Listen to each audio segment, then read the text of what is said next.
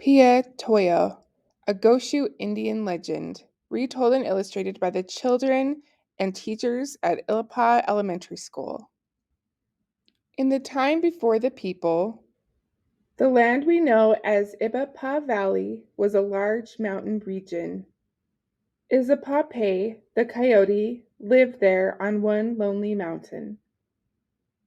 Pia, Mother Hawk, nested in a treetop high on that mountain too.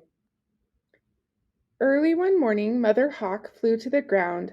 She held her breakfast in her claws, a small gray mouse.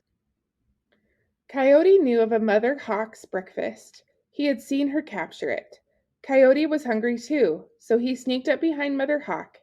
As he came close, he thought up a plan to make Mother Hawk's breakfast his own. "Mother Hawk," Coyote said, "you are so mighty and powerful. Look through the trees. Do you see the fat rabbit hopping there? He would make a fine breakfast for you." Mother Hawk looked up from the mouse for just a moment. Quick as lightning, Coyote snatched it from her. "Give back the breakfast you have stolen from me," Mother Hawk said. Her voice seemed to shake the air with its power. "And what will you do if I do not?" asked Coyote. Before she could answer, Coyote swallowed the mouse in one quick gulp.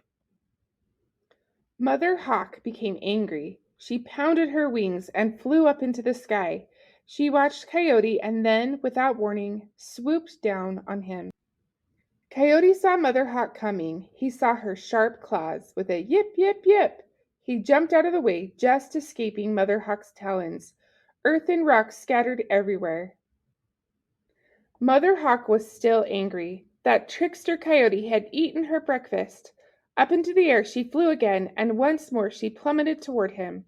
Coyote jumped out of the way once again. Mother Hawk let out a screech of rage. Coyote knew he was in trouble. Mother Hawk was mighty, she was powerful, and she was trying to catch him. A third time Mother Hawk flew into the air. She was furious. With all the power she could gather, Mother Hawk circled in the air again. She plunged out at Coyote one last time. The dust of 1,000 storms whirled in the air as Mother Hawk attacked. Boulders crashed down the mountain. Trees swayed in the mighty windstorm. Mother Hawk's wings closed. Coyote ran here and there, always staying out of Mother Hawk's claws. At last Mother Hawk was no longer angry. As she landed in a tall tree to rest, the dust storm began to settle, and from that cloud rose a mountain greater than the rest.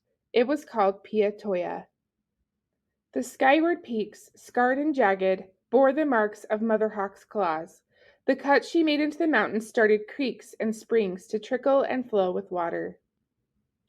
Coyote had seen Mother Hawk's anger. He had seen her strength and power, and he felt ashamed. Coyote disappeared in the trees with his tail tucked between his legs.